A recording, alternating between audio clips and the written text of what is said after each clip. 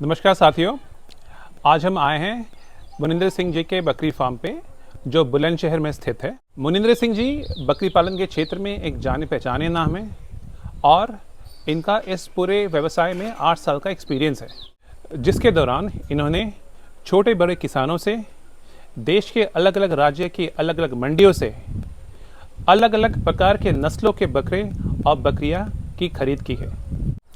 इस दौरान उन्हें ऐसे लोग भी मिले हैं जो अपने फ़ायदे के लिए दूसरे का नुकसान करने में नहीं चूकते हैं। इस तरह के लालची लोग खरीदार के साथ कई तरह के फ्रॉड करने की कोशिश करते हैं। आज हम मुनिंदर सिंह से जानेंगे कि इन फ्रॉड से बचने के लिए हमें किस किस तरह की जानकारियाँ होनी चाहिए और किन किन तरह की हमें सावधानियाँ बरतनी चाहिए। नमस्कार मुनिंदर जी, आज हम जानना चाहेंगे कि बकरी पालन के क्षेत्र में खरीदार के साथ किस किस तरह के फ्रॉड होते हैं। नमस्कार भाई साहब, जैसा कि आपने बताया मुझे इस क्षेत्र में लगभग 8 साल हो गए हैं। इस 8 साल के दौरान मैंने बहुत सारे स्टेट्स से बकरियां खरीदी हैं, अलग अलग नस्लों की बकरियां खरीदी हैं। मोटा मोटा अगर मैं बात करूं तो मैं 12 से 13 नस्ल की बकरियों की खरीद कर चुका हूं। और इस दौरान बड़े खट्टे मीठे एक्सपीरियंसेस रहे हैं, कुछ अच्छे थे तो कुछ बुरे भी रहे हैं। और मेरे द्वारा ये देखा गया है कि इस क्षेत्र में कुछ ऐसे लोग हैं जो इस क्षेत्र में गंदगी भी फैला रहे हैं और उनके लिए उनका लाभ सर्वोपरि रहता है। उनको इस बात से कोई फ़र्क नहीं पड़ता कि खरीदार के ऊपर उसका क्या इम्पैक्ट पड़ेगा, खरीदार का फार्म चलेगा या नहीं चलेगा, खरीदार ने उस पैसे को जो उनके पास दिया गया है वो कहाँ से अर्जित और कितनी मेहनत करके दिया है। तो इनके ऊपर उन बातों का कोई फ़र्क नहीं पड़ता है। जैसे मैं अगर फ्रॉड की बात करूं तो एक ऑनलाइन फ्रॉड चलता है। इसमें क्या होता है कि एक व्यक्ति यूट्यूब वीडियो पर या व्हाट्सएप पर आपको किसी बकरे का फ़ोटो या वीडियो डालेगा और उसके डिटेल्स बताएगा, जैसे उसकी हाइट बताएगा, उसका वेट बताएगा, ठीक है, और फिर उसका एक रेट आपको कोट कर देता है। तो कुछ लोग जो आमतौर पर शौकीन टाइप के लोग होते हैं, जो 2 बकरे 3 बकरे या 4 बकरे पालते हैं, ठीक है, वो लोग क्या करते हैं, वो इस तरीके के, उनको लगता है कि भाई मैं, मान लीजिए कोई व्यक्ति मुंबई में है तो उसको लगता है मैं पंजाब से बकरी खरीदने जाऊंगा या बकरा खरीदने जाऊंगा तो मेरा 10-20 हज़ार का खर्चा हो जाएगा। इससे बेहतर है कि मैं ऑनलाइन ही कोई पसंद कर लूँ या व्हाट्सएप पे पसंद कर लूँ, उसके अकाउंट में पेमेंट डाल देता हूँ और वो मेरा बकरे को वहाँ से लोड करा के, जो आमतौर पर ट्रेन के माध्यम से आता है, लोड करा के मुंबई के लिए भेज देगा। तो इस टाइप के केसेस में कई बार क्या होता है कि वह व्यक्ति जिसने अपनी झूठी आईडी डाली हुई होती है या झूठी आईडी से बात कर रहा होता है, वह व्यक्ति एडवांस डलवाने के बाद गायब हो जाता है। तो कई बार ये एडवांस मर जाता है।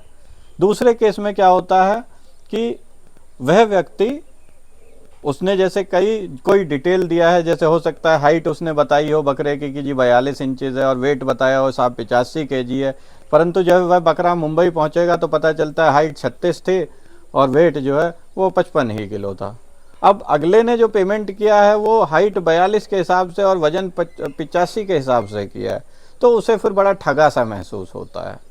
तो इस प्रकार के फ्रॉड्स से बचने के लिए किसी भी व्यक्ति को किसी नए इंसान पे भरोसा करने की ज़रूरत नहीं है। बहुत सारे लोग इस धंधे में काफ़ी टाइम से हैं और उन्होंने बड़ा एक अच्छा खासा ईमानदारी से नाम कमाया है। ऐसे केस में जो नए लोग हैं या जो नए खरीदार हैं, वो कोशिश करें कि इन इस्टेब्लिश्ड लोगों से, जिनका ईमानदारी के लिए नाम जाना जाता है इस क्षेत्र में, उन्हीं लोगों से खरीद करें, ताकि जो उनके पास माल पहुँचे वो जैसा उन्हें बताया गया हो वैसा ही पहुँचे और उन्हें ठगा सा महसूस ना हो। पहले केस में, जिसमें कई बार देखा गया है कि व्यक्ति पैसा लेने के बाद माल ही डिलीवर नहीं करता है, ऐसे केस में ये ना सोचें कि हमने जो है एडवांस 10,000 या 15,000 रुपया ही दिया है, क्योंकि ये व्यक्ति आप जैसे पता नहीं कितने सारे लोगों से ऐसे ही 5,000, 10,000 या 15,000 एडवांस लेके गायब हो रहा है। तो ऐसे केस में आप अपने लोकल थाने में, जहां आपका बैंक स्थित हो, वहां जरूर जाएं। एक साइबर क्राइम के सेल में एक रिटर्न कंप्लेन दें, जहां आप अपने बैंक का स्टेटमेंट दिखा सकते हैं जहां से आपने ट्रांजैक्शन किया है।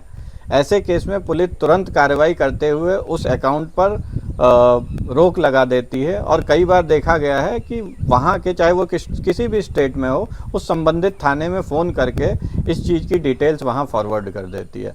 तो जो हमें लगता है कि 5,000 या 10,000 रुपये के लिए हम क्यों थाने जाके कंप्लेन करें, हमें ऐसा नहीं करना चाहिए। हमें कंप्लेन ज़रूर डालनी चाहिए ताकि इस टाइप के लोगों को सबक सिखाया जा सके। ये जो इस प्रकार का फ्रॉड है, ये ज़्यादातर वहाँ देखा गया है जहाँ से ट्रेन के द्वारा लोडिंग की जाती है।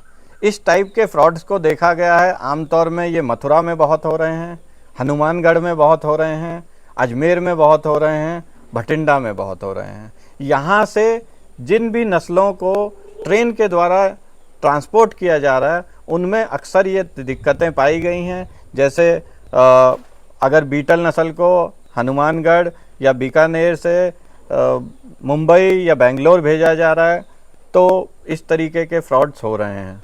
ठीक है, तो आम तौर पर ये कुछ ऐसी लोकेशंस हैं, जैसे हनुमानगढ़ है या अजमेर है या मथुरा है या भटिंडा है। तो इन लोकेशन में यदि अच्छे लोग हैं तो कुछ बुरे लोग भी ऐसे हैं जो आमतौर पर उन अच्छे लोगों की आड़ लेते हुए लोगों के साथ धोखाधड़ी कर रहे हैं। तो मेरा आप सभी नए खरीदारों से या पुराने खरीदारों से भी ये कहना है कि यदि इन 3-4 लोकेशन से आप किसी भी प्रकार का कोई बकरी या बकरे से संबंधित माल खरीद रहे हैं, तो कोशिश करें कि जो जेन्युइन स्टैब्लिश्ड ईमानदार आदमी हो, जो काफ़ी समय से इस क्षेत्र में काम कर रहा हो, चाहे 2 पैसे महंगा ही खरीदें लेकिन उसी से खरीदें। किसी नए व्यक्ति से सस्ते का लालच करके या अच्छे बकरे का लालच करके खरीदने के चक्कर में ना पड़ें, क्योंकि ज़्यादातर ये भी देखा गया है कि उस व्यक्ति के द्वारा वे किसी और के घर पर जाकर वीडियो बना के ले आया है और वो क्लेम कर रहा है ये बकरा उसका है, जबकि एक्चुअली वो बकरा उसका नहीं होता है। तो इन सब तरीकों के फ्रॉड से बचने के लिए कोशिश करें कि ईमानदार और उस क्षेत्र के एस्टैब्लिश्ड व्यक्ति से ही बकरी या बकरा खरीदें। तो साथियों, आज हमने मुनिंद्र सिंह से जाना बकरी पालन के क्षेत्र में होने वाले एक तरह के फ्रॉड से। हम जल्द वापस आएंगे, उनसे चर्चा जारी रखेंगे और बकरी पालन के क्षेत्र में होने वाले बाकी फ्रॉड के बारे में बताएंगे। इस बीच आपको अगर हमारा चैनल पसंद आता है तो कृपया हमारे चैनल को सब्सक्राइब करें और हमारे वीडियोस को लाइक करें। आपसे जल्द मुलाकात होती है, तब तक के लिए नमस्कार।